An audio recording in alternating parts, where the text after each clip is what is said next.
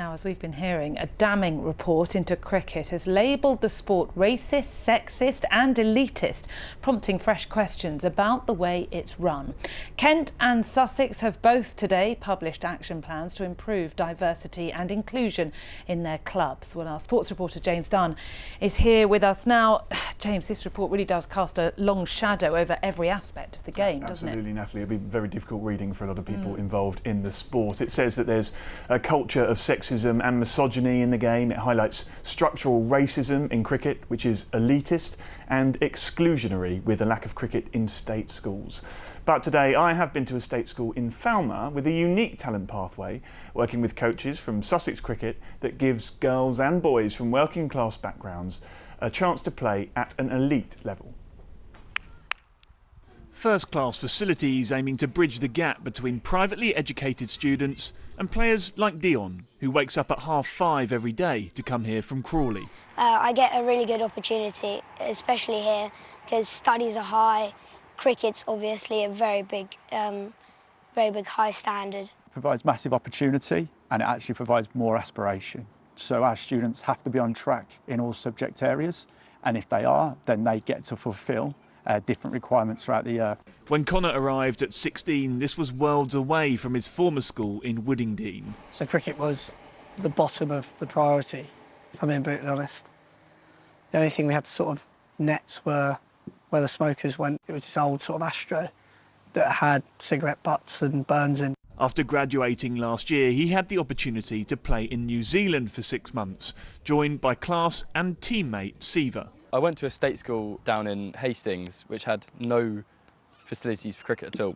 Well, it did, but they actually got turned into an allotment. Then when I came here, my cricket just honestly sprouted so much. Well, what we're trying to do here, and what I think we're succeeding, is to reintroduce cricket into state schools, because it's really disappeared. And this model could very well be replicated in every county in the country. Today's report highlighted a lack of cricket in state schools, contributing to elitism and class-based discrimination in the sport. In 2021, 52% of the England men's team were privately educated, compared to just 7% of the population. It recommends the entire talent pathway structure should be overhauled to make it more meritocratic, inclusive, accountable, transparent and consistent. But it's something they're already doing here, according to a former Sussex player who leads the cricket programme. Well, as a sport, I suspect we're all very disappointed with some of the findings, but I'm very positive that we have a vehicle for change within a sport that can allow women, girls, disabled, ethnic minorities, all sorts of different communities to embrace it. We've seen that happening already in just the last few years with the following of women's cricket.